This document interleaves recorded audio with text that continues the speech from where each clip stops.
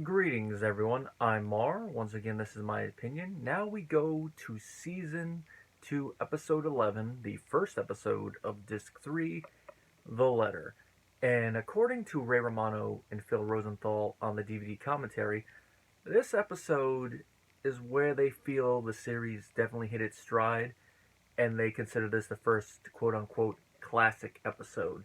And after rewatching it, I can see why, because there is a heavy focus on the characters and their relationships and not just events. Now, there have been episodes in the past that have done that, but this is the first one where you could definitely feel that the show has hit its stride and it's not just a slow build up, more build up, especially considering that the final part of the episode is all one long scene and also, according to the commentary track, filmed in one continuous take. Which, of course, that's with 3 cameras, so it doesn't really feel like one long take, but that's the beauty of the sitcom setup. The plot of the episode is Debra has been planning a Tupperware party for ages, which I think that's one thing that since this show started and ended has kind of gone on the wayside, because do people even host Tupperware parties anymore? I really haven't heard of any of them. I mean, I know they also used to do Avon parties and stuff like that, but I haven't heard about them being held anymore. But and again, I don't really know that many people in my close circle that I talk to regularly that actually would host Avon parties, so it could be that they still exist, I just never hear about them. But it's just one of those things that seemed to be a big thing in the 90s and even into the early 2000s, and now it's gone. And watching how the Tupperware party does unfold, I can kind of see why, because a lot of the stuff they're showing, it's like, this is my Good Eats fandom in me going, unitasker, unitasker, unitasker, unitasker. You buy up all that stuff unless you got a big house like the Barones have, you're going to run out of space in the kitchen pretty fast. Well, at least with a couple of them, you could you could use it for multiple things, but like the first thing we see, the container that you could put pickles in, that you could just pull them out and not get your hands wet. Just a waste of space, and it's something that, like, even with pepperoncinis, I wouldn't use it on that. Just a waste of space. Nothing wrong with the jar. Well, she's planning the party for ages. Ray, you'd think he's going to be the one to ruin it because he forgot about it in typical Ray fashion. He shows up with his buddies to watch a fight. He's got pizza and everything. Luckily, they still have the TV upstairs, but that's a little weird. And you think, oh no, he's going to ruin it. Their guys are going to ruin it once the fight's over or whatnot. But this is, in the words of Vince Russo, it's a swerve, bro.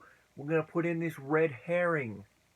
And it is a red herring because Ray, Frank, and the others are not the one that ruined it. Good old Marie ruins it. She shows up, and it turns out that Debra did not tell Marie about this, and we haven't watched her for over a season, and into the second season by this point. Know why? Because Marie always intrudes and ruins things. And she ends up ruining the party with all the games they're playing. She even shames Amy at one point when they start doing the Guess Whose Night It Is game for the Melon Baller. And it's a slightly revealing one, which, this little plot point, watching it now as an adult, I'm like, yeah, that kind of conflicts with something we find out about Amy later in the season. Although you can kind of wiggle around it in that Robert has seen her in the outfit, but nothing's gone past them making out while she's in it. Or he knows that that's what she wears because they've had conversations because they are adults. But that's up to the individual viewer.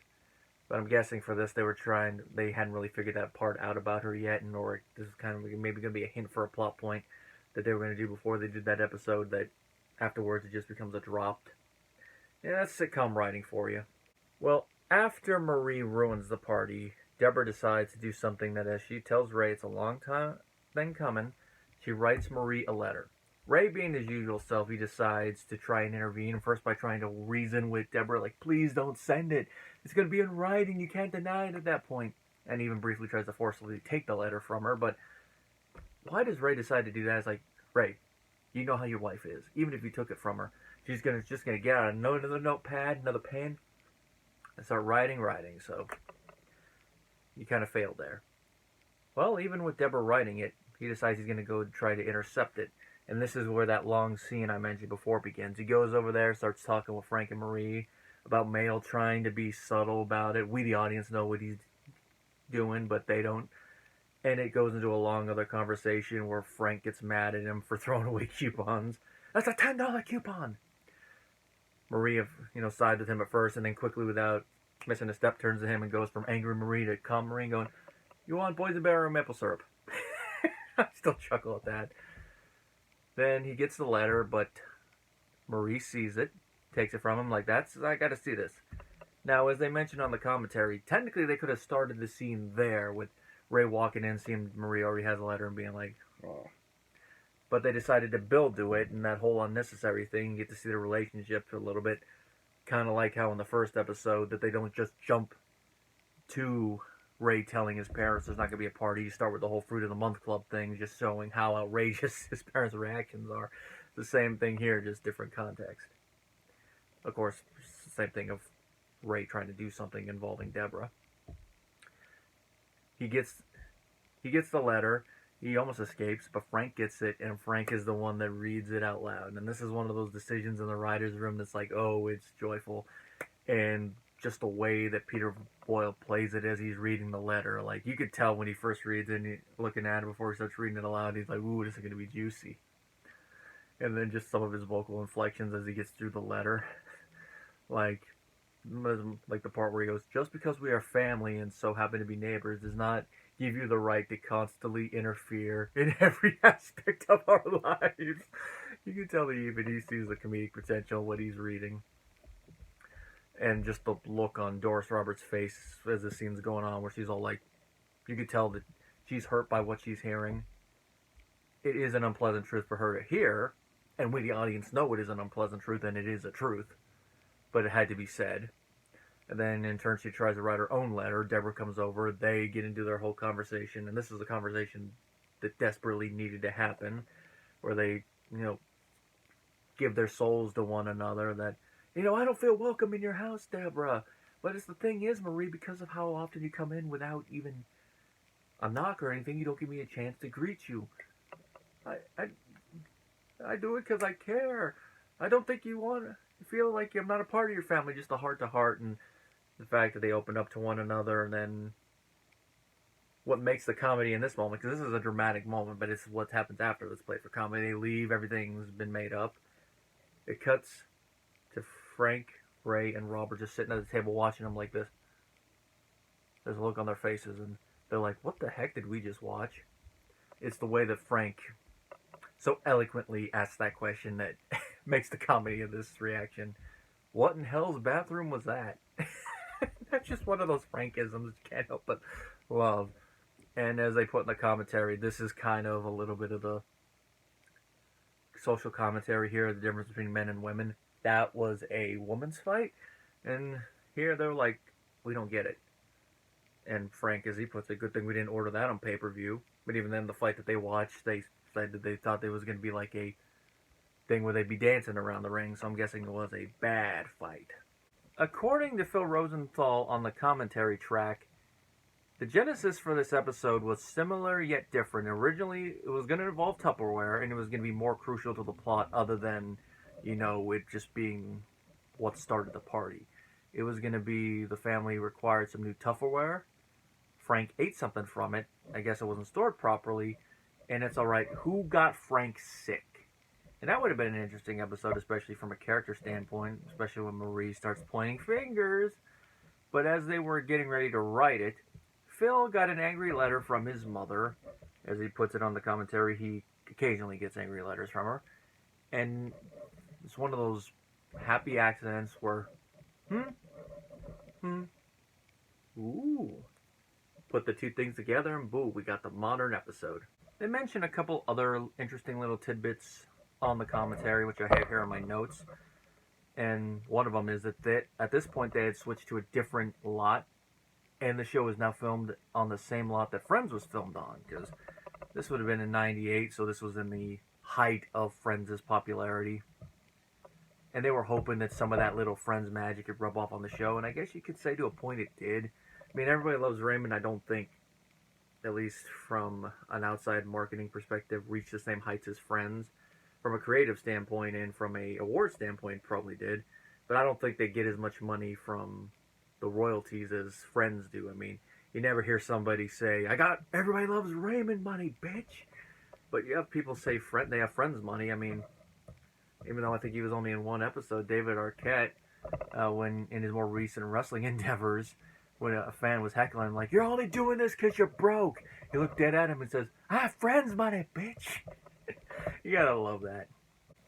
One thing that Ray does touch on in the commentary, he kind of does laugh it off a little bit.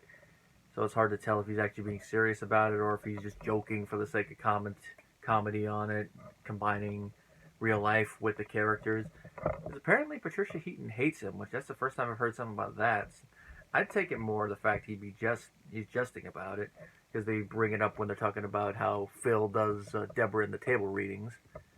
But it was a little interesting little tidbit. I'm like, all right, if she does actually hate him, she hides it well when they're filming scenes and must channel some of it when she has to do the moments where she's mad at him. But it wouldn't be the first time that actors who are supposed to be playing loving spouses in real life hate each other. I mean, case in point, the older married couple from I Love Lucy. Those two hated each other. And in fact, when one of them died, the other one was like, oh, there's precedent for it, but I'm not, like I said, with how Ray talks about it, with the tone, it's hard to tell if he's being serious or not. Previous guest star, John Mafralati, is finally back, and this time he is in the role that he became famous for in this show, and that is Gianni, one of Ray's friends, who, as we see in another flashback, one of his longtime friends. Of course, here he's replacing the character of Kevin, because this was around the time that Kevin James got his own show, which they do mention on the commentary as well. And he just shows up randomly, so it makes you wonder, what was Gianni doing in the storyline before this? Were we just not seeing any of his adventures with Ray on screen before this?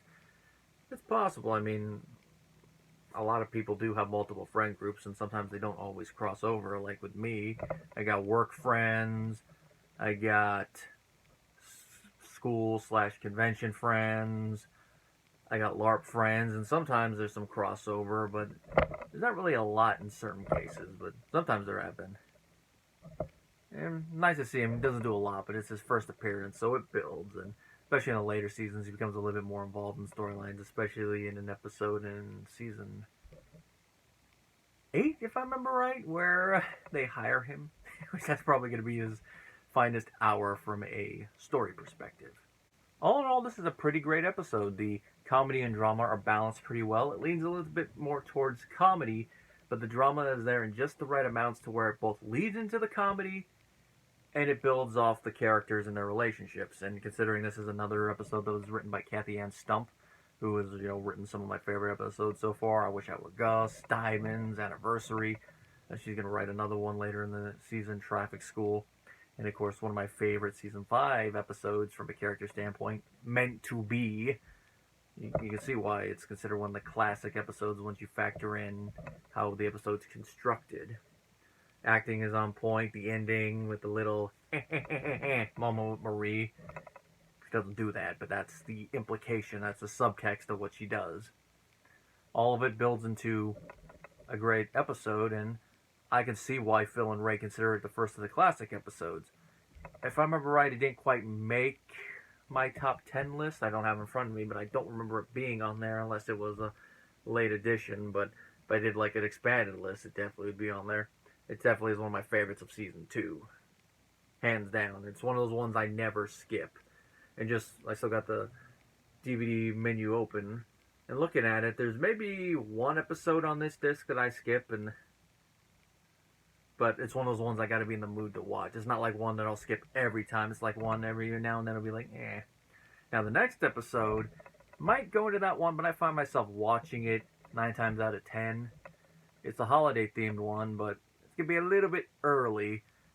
And of course, its title, for those who work in retail, work in a business like I do, it's those 5 little words when it's this time of year, you're like, oh dear God, no.